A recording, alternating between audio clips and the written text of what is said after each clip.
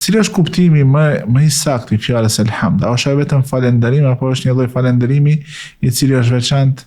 I veçantë. Për falënderimit të thjeshtë që ne e shprehim. Po, nëse shohim se çka kanë thënë dietarët për këtë fjalë, pra elhamd, sidomos në formën e shquar, e shohim se elhamd i takon vetëm Allahut subhanahu wa taala sepse është e gjithëpërfshirëse. Pra, mirë po, dietarët e përmendin edhe një çështje tjetër kur flasin për fjalën elhamd, thonë që kur thot robi elhamdulillahi rabbil alamin, e ka në aspektin e falënderimit të Allahut subhanahu wa taala. Pra kuptohet lavdërimi dhe falënderimi i Allahut subhanahu wa taala. Por është falënderimi i cili është i zbukuruar me lavdërim dhe lartësim të Allahut subhanahu wa taala. Pra e ka këtë pjesë. Mirë po, nëse themi e shukru lillah, atëre neve ja kthemi domethënë krejt mirësitë, pra e falënderojmë Allahun subhanahu wa taala, por për mirësitë të cilat na ka dhënë neve.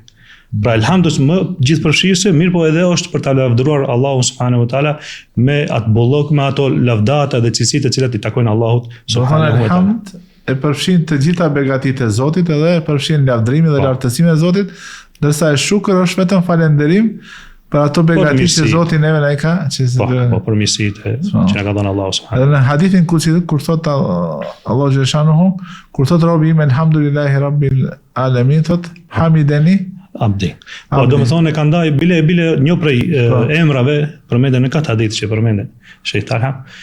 Përmendet se thot es-salah, ai quhen es-salati, Allahu i dërgoi sallallahu alaihi wasallam, pra e ka ndaj Allahu subhanahu këtë sure në dy pjesë. Një pjesë e parë, pra fillon me lavdërimin Allahut subhanahu wa taala se ai është krijuesi i gjithçkaje dhe se ai është sunduesi i ditës së gjykimit dhe kështu me radhë, pra vazhdon deri te pjesa e mesme e surës. Pastaj fillon me punët që i ka robi ndaj Allahut subhanahu wa taala. Pra e mëson edhe njëkohësisht, jo vetëm që e mëson robin se si ti drejtohet Allahut subhanahu wa taala, fillimisht me madhërimin e tij, pastaj vjen kërkesa. Pra ka edhe një lloj edukate të cilën Allahu subhanahu wa taala do t'ia mësojë robit të tij. Pra fillimisht falënderohet Allahu subhanahu wa taala, pastaj dhe i drejtohen kërkesat Allahut subhanahu wa taala. Kur e fillojmë surën Fatiha me thënien elhamdulillah, a është kjo një porosi për robin që duhet çdo të mirë që e poston, po çdo begati që e sheh ai përreth tij, t'i atribuon Allahu subhanahu wa taala dhe në të njëjtën kohë ta falenderon ata duke e lartësuar dhe duke e madhruar dhe duke e pranuar atë sikur Zoti vetëm i cili meriton të adhurohet. Po, padyshim. Pa vetë tham, e përmendëm që me të vërtetë kjo është një edukatë në të cilën Allahu subhanahu wa taala na bën qartë neve dhe na mëson.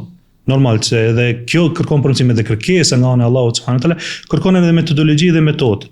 E këtu Allahu subhanahu wa taala na tregon, na bën qartë, o ju robët e mi, patjetër e keni të më falenderoni sepse mirësia vjen nga unë.